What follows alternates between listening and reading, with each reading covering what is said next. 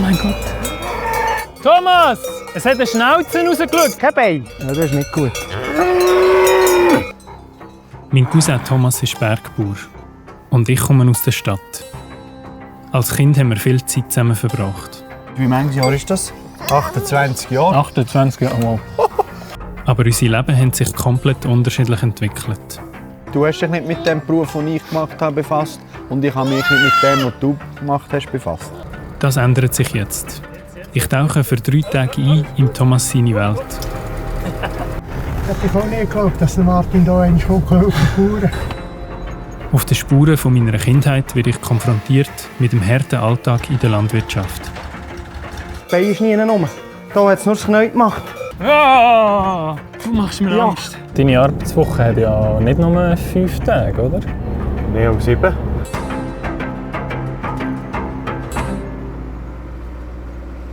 Ich habe mein ganzes Leben in der Stadt oder Aglo verbracht. Und das, obwohl ein grosser Teil von meiner Familie auf dem Land lebt. Heute verlasse ich meine Komfortzone und reise ins Luzerner Hinterland. Auf Hergiswil bei Willisau. Ich habe extra meine Gummistiefel eingepackt heute Morgen und versuche so gut wie möglich mitzuarbeiten. Ich freue mich, bin ein bisschen nervös. Es wird sicher anstrengend.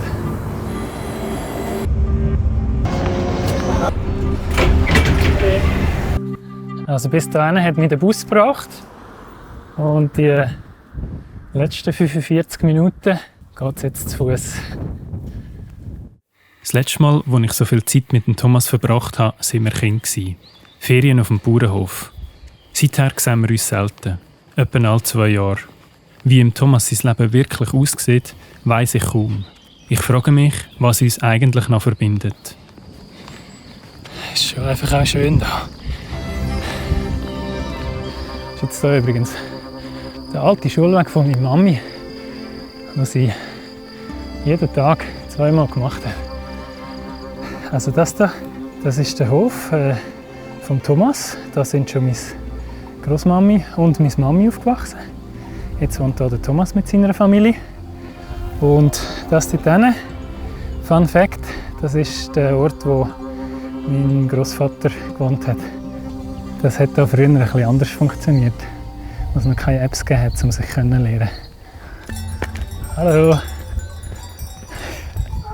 Hoi Thomas! Hallo, Martin, hoi. Wie geht's? Alter, gut. Schau da. Hoi Götti. Sali. Hoi, hoi. Hoi. Ah, hoi. Im Thomas sein Vater ist mein Götti. 2018 hat der Thomas den Betrieb von ihm übernommen und expandiert. Heute wird hier Milch und Fleisch produziert.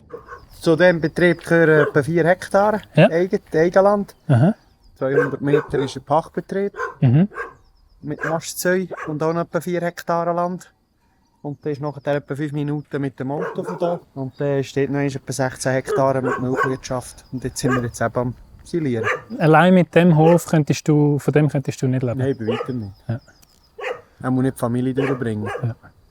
Und jetzt gehe ich jetzt auch noch ein bisschen arbeiten, 2 Halbtage. Ja. Aber es geht jetzt eigentlich ein bisschen für sich. Ja. Dass es ein bisschen Abwechslung hat, nicht nur daheim Ja. zu den Kindern schauen. Ja. Nicht nur immer auf dem Hof. Ja. Ja. Jetzt ist Ruhe. Hallo. Der Thomas lebt hier mit seiner Frau Conny und den 2 Kindern. Ein drittes ist unterwegs. Wir legen gerade los. Es geht zum Pachthof, wo wir heute Silofutter machen für den Winter. Wo ist der Betrieb? Wie viele Kühe hast du im Gesamten? 21. Was willst du hier oben noch anfangen bläsern? Ja. Mein Götti, der Visu, ist pensioniert. Aber ohne seine Hilfe geht es nicht.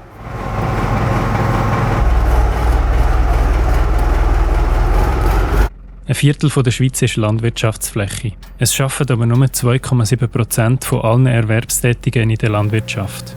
Die Arbeit von Bäuerinnen und Bauern ist also sehr sichtbar, aber nur die wenigsten wissen, was wirklich dahinter steckt.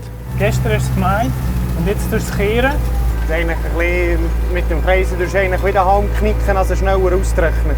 Dann, also im Silo tut es noch vergären, oder was macht Macht eigentlich eine Gärung. Eine Gärung ist eigentlich oft dicht abgeschlossen. Das ist eigentlich für die Winterfütterung. Ja. Heute mit der Bauerei ist es einfach aber schon nicht mehr so einfach, oder? Du musst eigentlich immer der produziert, oder? Du bist immer der von der Nahrungskette, bist eigentlich der Erste, oder? Ja. Aber erst am Schluss unter dem Strich ist eigentlich am wenigsten, oder? Die Arbeit müssen wir ja gleich machen, wir können ja die Viecher nicht noch vernachlässigen durch das, oder? Streiken. Streiken ist noch schwierig, oder? Kuh abstellen. Andere Berufe ist das einfacher, wo sie streiken können. Wenn sie einfach nicht an die Arbeit gehen, können sie nicht, oder? Ja, es ist ein bisschen das, aber wir haben Freude daran, an Natur und Tier. Dann machen wir das. In meinem Büro habe ich nicht den Ausblick, wie du jetzt hast, hier in diesem Sessel. Das glaube ich. Also ich will nicht duschen. Ich könnte mir etwas anderes eigentlich gar nicht mehr vorstellen. Hast du dir überhaupt einmal überlegt, etwas anderes zu machen? Hey, also ich habe schon noch das andere, ich habe noch Landmaschinenmech noch. Ja. Aber es ist eigentlich, ich sage, das Herz hat eigentlich immer für die Bauerei geschlagen, ja. Also, willst du das so einmal fahren? Echt? Traust du mir das zu? Ich denke es schon. Ich habe Angst. Kannst du auch Auto fahren? Dann übergebe ich dir die Kamera. So, und jetzt musst du mir aber sagen, wie das da Dann haben wir hier die funktioniert. Kupplung links. Kannst du die mal durchdrücken ganz. Und dann kannst du eigentlich dort rechts ins Fußgas. Das da? Nein, das ist die Bremse unten. Ah, das da? Ja. Okay. Dann kannst du ein bisschen Gas geben, dann kannst du sauber die Kupplung gehen. Jetzt, er bewegt sich. Das ist gut. Oh. Du musst eigentlich schauen, dass du Wo muss ich hier durchfahren? in der Spur bleiben. Okay, also in dieser. Wie viele Stunden im Tag verbringst du in diesem Ding? Das kann manchmal sein, dass ich 2-3 Stunden dran bin, oder? Und jetzt Kannst du eigentlich den Ausserhebel wieder ganz runter tun, da, wo du da hast. der da, Ganz runter. und runter, Dann das kannst du da, runter für den wieder drücken. der da. Dann gehen sie Ausserhebel wieder runter. Und was tönt jetzt so komisch? Wenn du auf die Bremse stehst, jetzt ist gut. Jetzt kannst du eigentlich wieder fahren. Was geht dir da so durch den Kopf, wenn so 2-3 Stunden allein auf dem Traktor? Ja, man ist ständig ist man eigentlich. Ich bin Gedanken beim Betrieb, oder? Du kannst eigentlich so gerade führen und dann hast du Halt. Kannst Halt haben. Super. Wunderbar.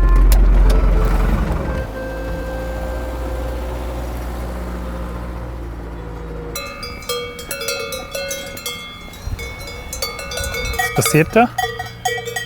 Am Kalbern, jetzt gibt es ein Kälbchen dort. Also ich, dass sie eine Stunde, 2 gekalbert hat. Die da? Die, ja. Eigentlich das erste Kälbchen, das sie überkommt, ja.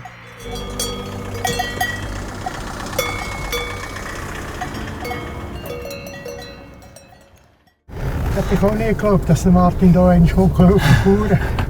Habe ich schon mal gemacht, oder? Als Kind, ja, mit dem Thomas Mies gefangen. Müsse, stimmt. Ich habe noch ein paar Fotos mitgenommen. Foto.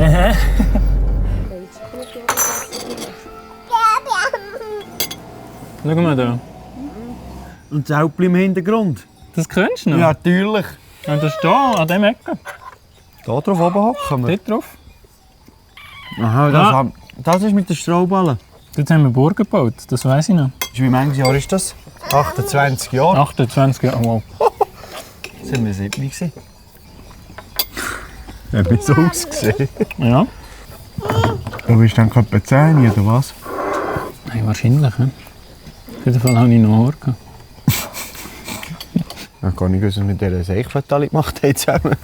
Siehst du, was man alles findet? Wer ist das da mit dem blauen Jack? Das bin ich. Aha. Ich habe gemeint, das ist der Babi da. Nein, das da. Und schau uns heute an. Ja, schon sagen. Was geht bei dir? Ja.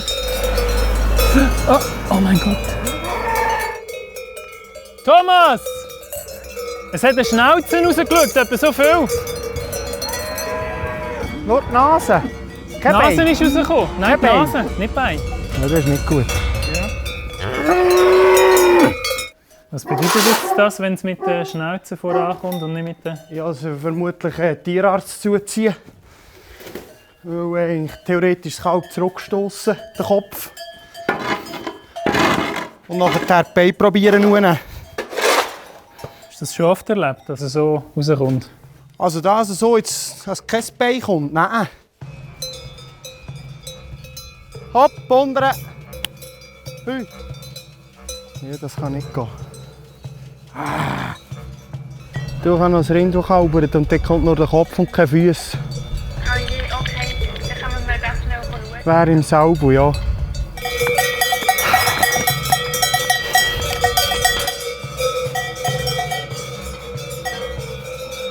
Ja, die drückt das gerade allein raus, kommen jetzt die nicht.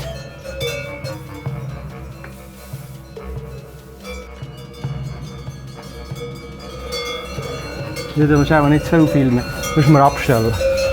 Muss ich nicht haben. Das hat nur das Knie gemacht. Nicht drücken, Baby. Komm, Schätzchen. Keine Chance. Ich schau schon, Kopfbrille nochmal. Sagst du, wenn etwas helfen kann? Das Bein ist nie rum. Hier hat es nur das Knie gemacht. Wenn man doch anläutet und sagt, der Kopf sich nur. Jetzt kommt er. 100. Ja. Keine Sache. Keine Sache. Und jetzt habe ich nur gesehen, dass die Nase kommt. Ja. Und jetzt habe ich eingenommen und jetzt habe ich schnell eingelenkt. Dann hat es mit meinem Bein das Knie gemacht. Das konnte ich jetzt rausnehmen, aber dieses Bein ist nie rum. Komm, Schätzchen, komm. Dass ein Mensch das gleich noch tut, oder was? Eingeschnupft alles. Ja. Ah, schade. Hey, ich werde noch das Kütschi, du. Ja.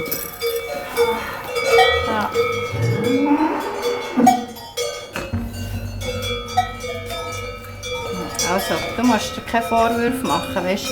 Das ist innen drin auch schon gestorben und darum hat es eine Fehlhaltung eingenommen. Es kann ja nicht leben, wenn das schon gelöst ist. Aber da will Jetzt nicht mehr durch du bist das gleich schon ein paar Tage tot, he?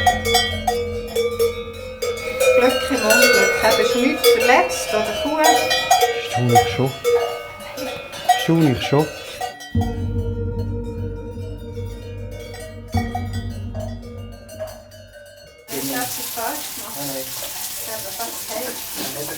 Kommt selten vor. Aber immer etwa wieder. Und da kannst du ja Natur. Du kannst nicht, da kannst du eigentlich nichts dafür. Aber im Moment ist es schon, nimmt sie schon mit. Aha, ja, das ist klar. Ist, wir erlebt ja für dich, oder? Und tut eigentlich das Beste. Und so, es geht weiter.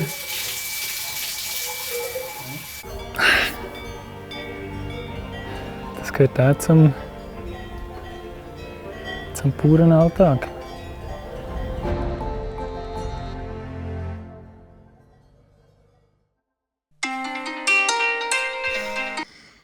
Es ist 3:30. Guten Morgen. Guten Morgen. Oh, du bist schon bereit. Ich bin bereit.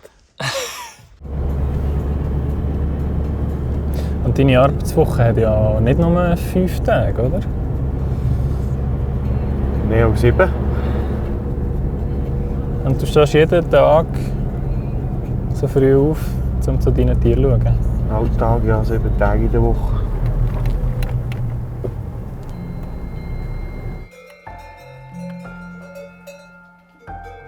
Guten Morgen. Wie geht es dir? Ja? Der Thomas folgt seiner täglichen Routine. Und ich versuche, mich auch irgendwie nützlich zu machen. So sitzt jeder Handgriff. Ja, einfach mein Ding am Morgen. Also ja, allgemein, oder? Das hast du 1000-mal gemacht.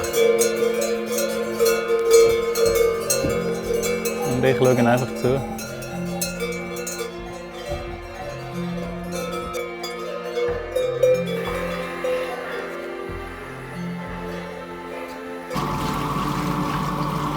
Jetzt können wir hier auftun.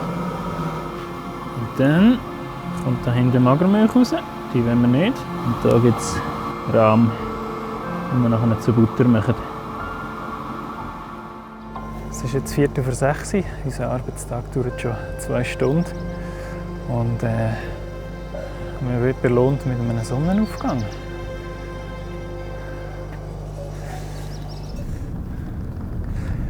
Wenn jetzt, ich sage mal so Städter wie ich von Work-Life-Balance reden, was geht dir da durch den Kopf? Was ist das? Also ist dir ein Begriff? Nein, das habe ich Noch nie gehört? Nein. So ein bisschen der gesunde Ausgleich zwischen Arbeiten und Freizeit. Aber das ist ein Konzept, das dir in diesem Fall fremd ist. Schon ein bisschen, ja. Würdest du sagen, das ist eine gute Work-Life-Balance? Ich habe das Gefühl. Und hast du nicht den Eindruck? Hä? Hast du nicht den Eindruck? Ich? Ja. Aber du eine gute... Es ist schon viel, was du schaffst. Ja, das ist schon. Das ist schon so. Aber man hat sich eigentlich gewusst, auf was man sich einlädt. Wenn man sich für das entschieden hat. Komm, Loris, tun wir das Morgen essen? Hast du schon mal Stunden aufgeschrieben für irgendetwas? Stunden Weißt du, wie viel du das schaffst? Ja, das sind noch nie eine 10 Stunden. Und du frei hast, Gott, der Grossvater. Das heisst, du hast ab und zu das Wochenende. Sonntag, Ja. alle 2 Wochen. Ja. Ich 13 Tage arbeiten und den Tag frei. Ja. Das ist schon absurd. Und Ferien?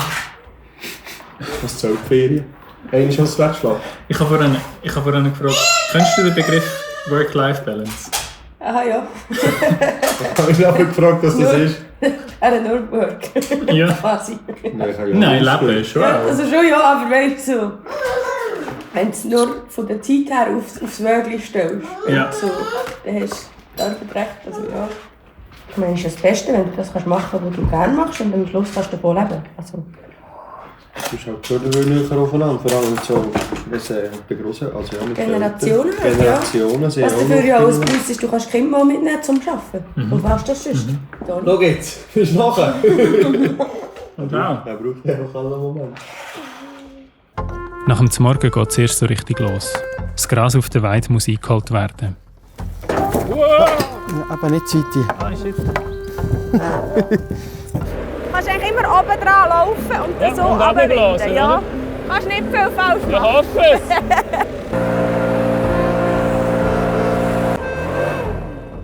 Ui, Aha, jetzt hast du runter. das war die falsche Richtung.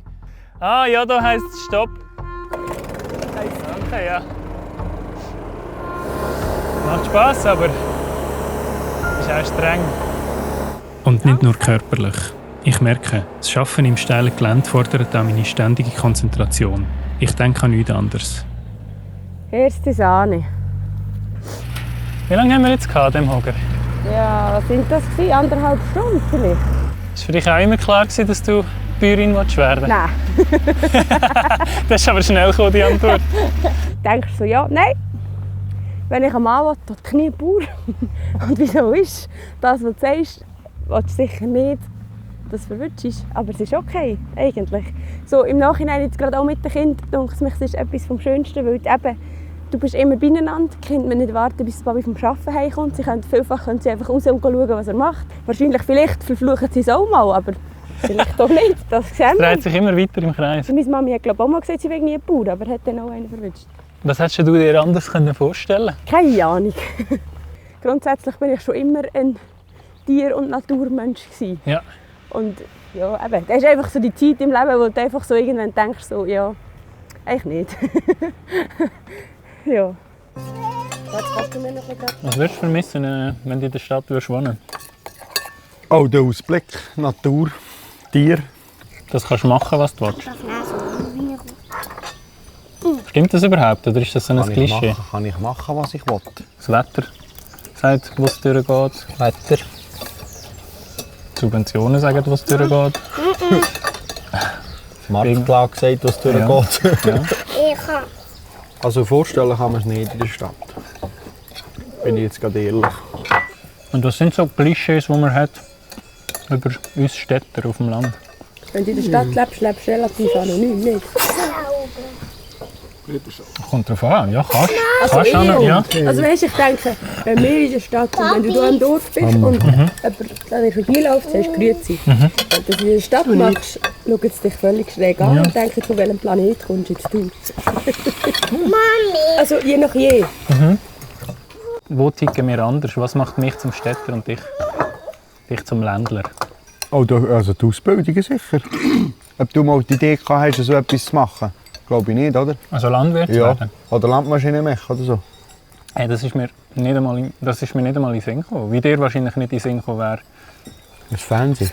Ins Fernsehen. Oder studieren. Oder studieren, ja. Das ist eigentlich der grösste Unterschied, sage ich. Du hast dich nicht mit dem Beruf, den ich gemacht habe, befasst. Und ich habe mich nicht mit dem, was du gemacht hast, befasst. Ja, vielleicht haben wir andere Vorbilder gehabt, oder? Vielleicht ist es am Schluss das. Komme ich mit dir mit, gell? Ja. Ist okay, wenn ich auch ein bisschen filme? Ja, Wie ist es für dich, dass der Thomas jetzt diesen Hof übernommen hat? also ich war gleich gesehen, als er einen Bauer gibt, ja. Ja. Habe ich schon gleich gesehen. Und um 18, als du das kommst mit dem Betrieb, wo wir jetzt gosilieren. Und als sie gesagt haben, es wäre besser, wenn wir alles übernehmen. Ja, da habe ich auch das abgegeben. Das hat mich nicht gestört, mir ist das gerade recht gekommen. Schon einer hat schon weitergemacht, wo wir nicht noch die Wege einstehen. Da sind wir wieder. Also, ich bin jetzt mit dem Götti das Silo am Vorbereiten, wo das Heu oder das Silo, sagt man, wo wir heute Morgen bereit gemacht haben, nachher aufgeladen wird und das landet nachher hier drinnen. Habe ich das richtig erklärt? Ja.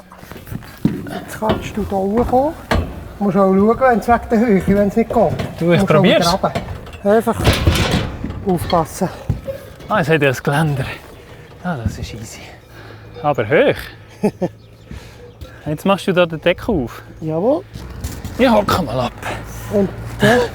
Und weißt du, was am meisten Schiss macht, dass ich dich so sehe über dem Loch innen stehe? Weißt du was? Nein, hör auf. Nein, machst du jetzt nicht. Nein, ich will darum jetzt warten, bis der Thomas kommt. Das ist gescheiter, weißt du? Ja. Wir wollen ja nicht etwas riskieren. Nein, ich finde auch. Oh, du machst mir Angst. Nein, heb dich am Geländer. Also, ja. Nicht drei. Weißt du, ich habe nicht Angst um mich. Ich habe Angst um ihn. Ja, weil er hier im Zeug rumstürchelt. Kannst du nicht von Hand lösen? Ich bin froh, machen Sie das. Das Kabel musst du da aufstecken. Dort. Ich glaube, ich gehe gescheiter die Messer montieren. Da gibt es noch links und rechts. Ist es egal? Welche wo? Kommt nicht darauf an, wo. Gut. Ah, jawohl.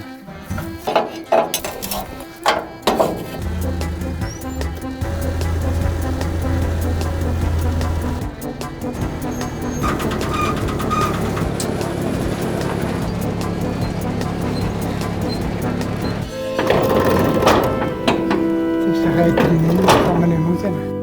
Ja, das ist Lego. Geht etwas? Schau mal, ob etwas gegangen ist. Nicht rein.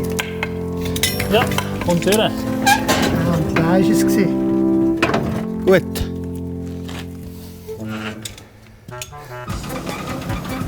Es ist 4:30. Thomas muss in den Stall. Jetzt kommen die Kühe, Loris. Jetzt kommen die Kühe. Die letzte Ladung vom Tag. Es ist jetzt 6:30, es nähert sich aber langsam im Ende. Ich bin richtig müde. Ich habe richtig etwas geschafft. Es ist ungewohnt. Da oben ist es. Jetzt haben wir den ganzen Tag 18 Ladungen. Und jetzt ist Affig da. Es gibt noch ein paar Tage. He? Ja, ja. Dann merkst du wieder rein. Für oben. Ich bin geschafft vom Tag und am 9 Uhr schon im Bett. Der Thomas ist währenddem sogar noch ins Pilates, um seinen Rücken zu stärken.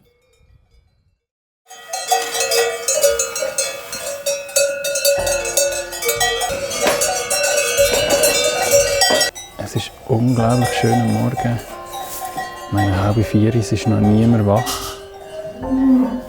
Sterne über dem Hof, alles schläft, alles ist dunkel und man ist wirklich einfach allein in dem Stall mit seinen Kühen. Wenn du allein im Stall bist und niemand rum ist, dann hast du ein bisschen andere Gedanken.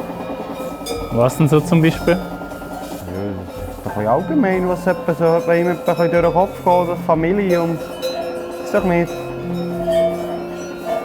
Und es stört dich nicht, dass du jeden Morgen so viel allein bist quasi? Nein, das habe ich noch gerne, die Ruhe am Morgen.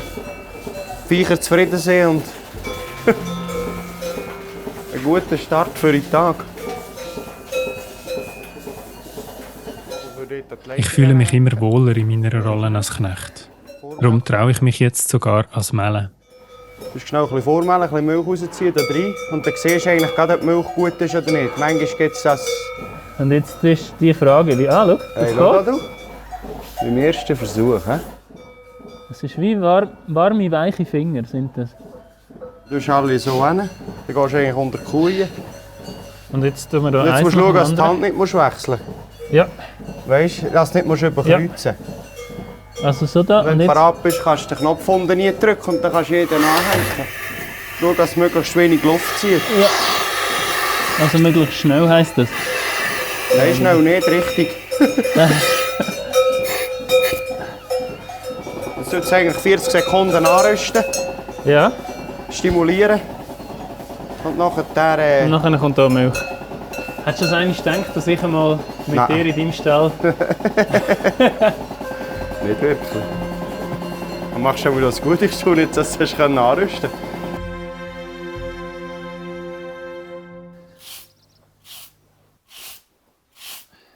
Der Stalldienst ist erledigt, die Kühe sind draus, die Milch ist abgeholt, der Stall ist geputzt. Ich bin bereit fürs Morgen, aber ich muss zugeben, ich bin wirklich sehr müde. Ich weiss nicht, ob das etwas wäre, jeden Morgen um 3:30 Uhr aufstehen.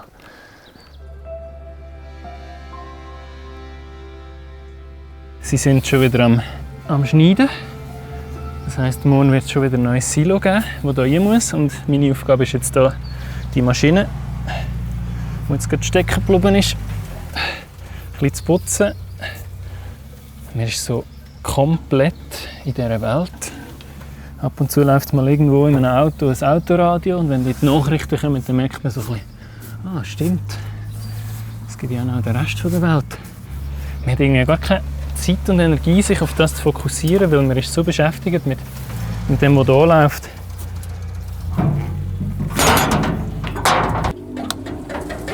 Jawohl!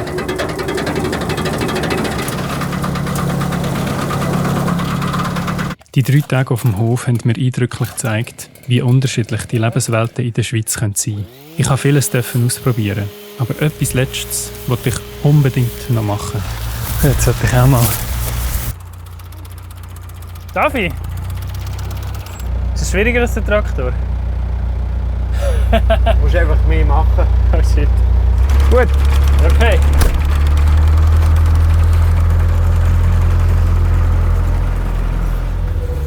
Okay, da geht's drauf. Dann muss ich wieder runterlassen. Geil!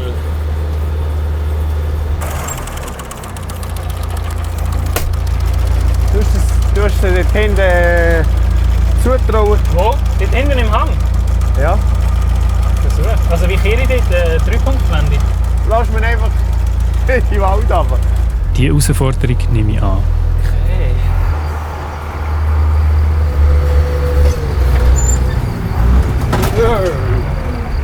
Oh.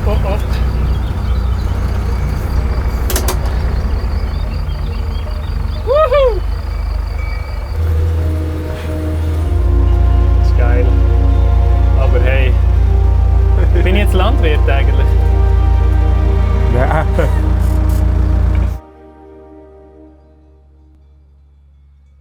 Trotz der langen Tage ist die Zeit mega schnell vergangen. Mein Besuch im Thomas seiner Welt ist vorbei. Hey, vielleicht geht er ins Heuen rein. Hey, danke vielmals. Thomas, Danke vielmals, gell? Tschüss zusammen. bin fast ein bisschen wehmütig. Es sind 3 mega intensive, aber auch wirklich super schöne Tage gewesen. Ja, ich habe den Thomas jetzt noch auf eine ganz andere Art kennenlernen. Würde ich das aushalten, ein Leben lang, immer um 3:30 aufzustehen und so viel körperlich zu arbeiten? Ich glaube nicht. Das ganze Leben dreht sich eigentlich um diesen Hof.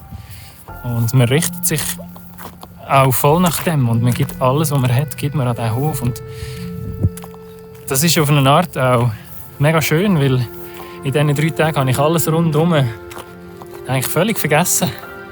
Es ist einfach etwas anderes, ob du in der Stadt oder in der Agglomeration aufgewachsen bist oder auf dem Land. Und ich glaube, die Unterschiede, die kann man nicht wegreden. Die Unterschiede sind sicher da.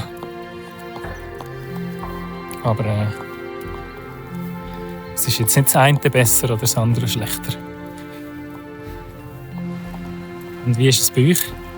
Sind ihr voll die Städterin oder lebt ihr seit Kindern auf dem Land? Oder habt ihr sogar mal gewechselt vom einen ins andere? Das würde mich wundern. Schreibt es doch in die Kommentare. Und wenn euch das Video gefallen hat, dann könnt ihr den Kanal auch gerne abonnieren. Und jetzt mag ich nicht mehr.